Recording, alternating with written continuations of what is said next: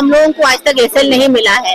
और maternity leave तो हर महिला का अधिकार है। अच्छा, तो आपने जो है कि हर 2-3 सालों पे टेंडर प्रक्रिया होती है एजेंसियों की, जिसके कारण कुछ हम लोग टीचरों का वहाँ पे हटाया जाता है। कोई लगे हुए हैं विद्यालय में, उनको अचानक से मेल आता है कि आपका जो नौकरी है वो अब समाप्त हो चुकी है, ठीक है, जिसके कारण से हम लोगों ने जिनसे से बच्चे अपने स्किल डेवलप कर रहे हैं और कुछ बच्चे अपने रोजगार में भी जुड़ गए, लेकिन सरकार हमें अनदेखा कर रहे हैं। हम अपने फ्यूचर में क्या करें, हम अपने बच्चों को कैसे डेवलप करें, उसके बारे में कोई। हमारी स्थिति देखिए कि हम लोग अपने मांग को लेके शिक्षक होते हुए रास्ते पे आ गए हैं। हम लोगों ने बहुत पहले से हमारे जो भी मांगे हैं उनको शिक्षा विभाग को बोला गया, डिमांड किए, बट शिक्षा विभाग ने कोई संज्ञान नहीं लिया। अब हम चाहते हैं कि सरकार और शिक्षा विभाग दोनों हमारी मांगों को पूरा करे। जैसे हमारा सबसे पहले कि हमारा सैलरी इंक्रीमेंट हो। हम लोग ये वोकेशनल प्रोजेक्ट 2015 से झारखंड में रन कर रहा है और हम लोग उस समय से काम कर रहे हैं। आज 8 साल से हम लोग इसी पोस्ट पे हैं, पर हम लोगों का आज तक सैलरी इंक्रीमेंट नहीं हुआ है। तो सबसे पहले हम लोगों का सैलरी इंक्रीमेंट हो और हम लोग जो आउटसोर्सिंग है वो बंद हो। जैसे कि हम लोग क्या है कि थर्ड पार्टी से हम लोगों की ज्वाइनिंग हुई है। अगर हम लोग कभी भी अपनी कोई जरूरत को लेकर जेईपीसी जाते हैं, झारखंड शिक्षा परियोजना, तो वो कहती है कि आप थर्ड पार्टी से हो, आप अपनी कंपनी से बात करो।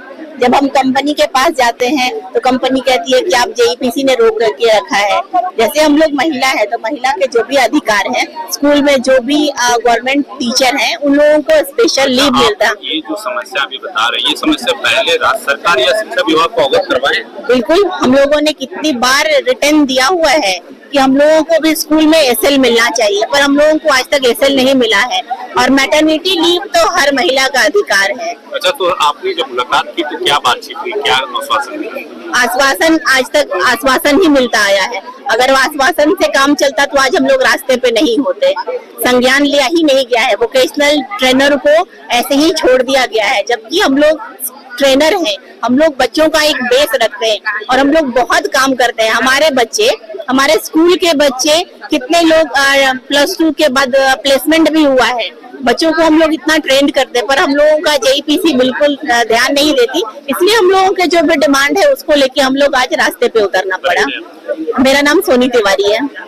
राजनीति नहीं चलेगा, नहीं चलेगा। मैं सरकार को ये मैं बताना चाहता हूँ कि हम लोग पिछले 8-9 सालों से झारखंड के विभिन्न +2 विद्यालयों में वोकेशनल सब्जेक्ट को हम लोग पढ़ा रहे हैं और वहाँ पे विद्यालयों में हम लोग कार्यरत हैं 8 सालों से। इस बीच में हम लोग के साथ बहुत सारे शोषण हुए हैं, बहुत अलग अलग प्रकार के मानसिक प्रताड़ना होते जा रही है हम लोग के साथ में। तो उसको लेकर के काफी हम लोगों ने पहले भी सरकार को संज्ञान में दिया है, विभाग को भी संज्ञान में दिया है कि इस पर कुछ कार्रवाई की जाए, पर कुछ ऐसा कुछ पॉजिटिव रिस्पॉन्स नहीं आने के कारण आज देख रहे हैं कि आचार संहिता के खत्म होने के बाद तुरंत हम लोग यहाँ धरना प्रदर्शन पे बैठ गए हैं। हमारे साथ बहुत सारी समस्याएं हैं जिससे हम लोग जूझ रहे हैं। पहला ये है अभी फिलहाल जो कि हमारे बहुत ऐसे भी देख रहे होंगे जितने सारे प्रशिक्षक है, इसमें से बहुतों को क्या हुआ है कि हमारा जो आउटसोर्स कंपनी है, हम लोग एक्चुअली आउटसोर्स पॉलिसी के तहत हम लोग को नियुक्त किया गया है एजेंसी के माध्यम से। तो इसमें क्या होता है कि हर 2-3 सालों पे टेंडर प्रक्रिया होती है एजेंसियों की, जिसके कारण कुछ हम लोग टीचरों का वहाँ पे हटाया जाता है, कोई नए को लाया जाता है। तो जिसके कारण बहुत सारे आज लोगों को मेल भी मिल चुका है कि आप 31 मार्च के बाद नहीं हैं आप जॉब में। इसको लेकर के काफी सब लोग पैनिक हो चुके हैं कि हम 8 साल 7 साल अपना समय दिए, अपना एक गोल्डन एज खत्म कर दिए इस सेवा दे करके इस विद्यालय में, और हमारे साथ क्या हो रहा है कि अचानक नौकरी से निकाला जा रहा है। इसको लेकर के 27 तारीख को ही हम लोगों ने माननीय मुख्यमंत्री महोदय के आवास पे हम लोगों ने अपना बात को रखा। 150-200 लोग गए थे। कुछ लोग अंदर जाके बात किए। मुख्यमंत्री सर के जो ओएसडी सर थे वो काफी पॉजिटिव आश्वासन हम लोग को दिए। उन्होंने कहा कि हम तुरंत अभी आपका जो प्रॉब्लम है वो सॉल्व कर देते हैं।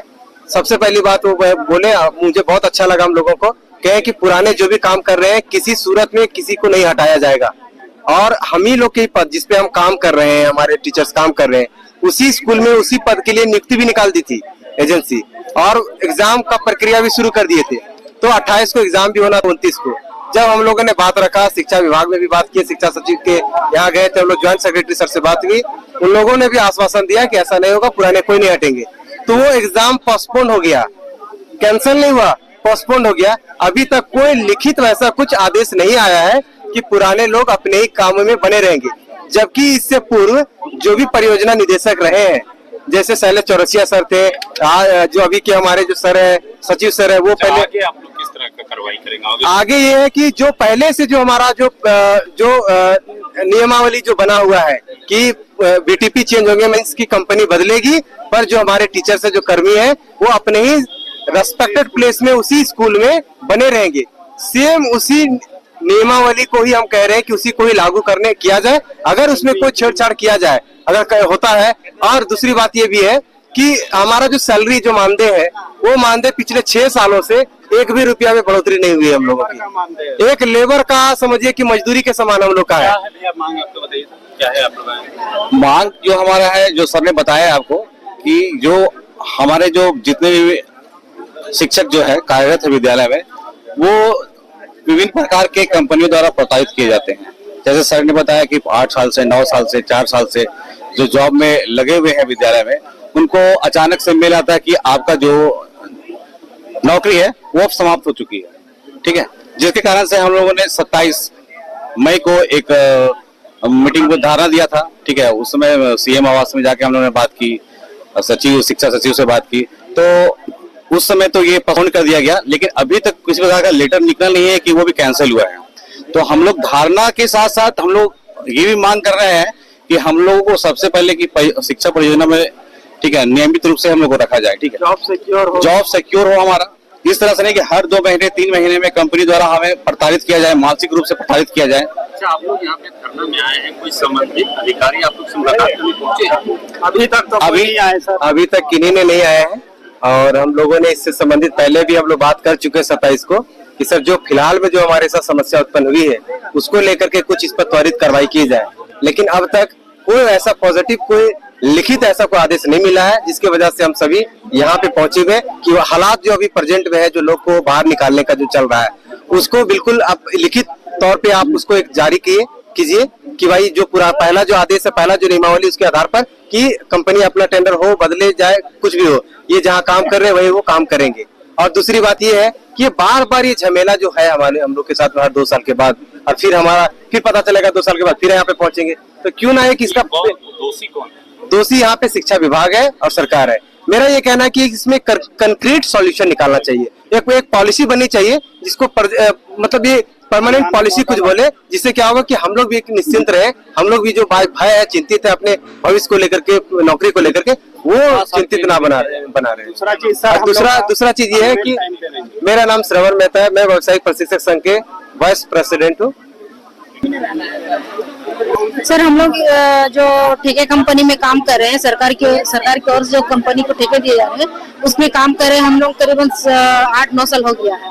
तो अभी तक मतलब हम लोग को कोई भी कंपनी में टिकने नहीं दिया जा रहा है। हर एक 3-4-5 साल में कंपनी बदलते जा रहा है, और उसमें जो है ना कि एज नया इशू कर दे रहे हैं कि हमको 18 से 37 साल चाहिए। तो हम लोग इतना साल जो काम किए हैं, तो हम लोग का एज तो निकल गया है, अब हम लोग जाए तो कहाँ जाए, ये एक मुद्दा है। और दूसरी है, जो भी हम लोग काम करते हैं तो सैलरी सही से मिलता नहीं है।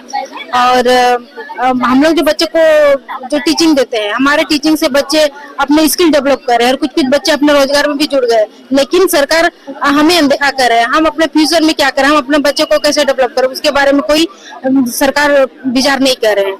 और हमारे जैसा महिला होते हुए हमारे लिए भी एक जैसे स्कूल महिलाओं को, टीचर महिलाओं को दिए हैं स्पेशल लीव, उसमें से हम लोगों का नहीं है। साल में 16 CL मिलते हैं, वो भी हम लोग पर मंथ अगर 1 CL ही यूज कर सकते हैं। हम लोग बीच में फिजिकल प्रॉब्लम हो गया, कोई घर में बीमार है, तो वो सब हम लोग समय नहीं दे पाते। एक दिन भी अगर हम लोग छुट्टी लेते हैं अपना एक्स्ट्रा, तो हम लोग को सैलरी कटता है। तो और सही समय में सैलरी नहीं होने के चलते बहुत सारे बेटी जो है घर से बाहर रहते हैं, रेंट में रहते हैं, तो उनको रेंट भी देना पड़ता है, अपना चलाना पड़ता है, घर के में भी देना पड़ता है, तो बहुत सारी दिक्कतें होती है।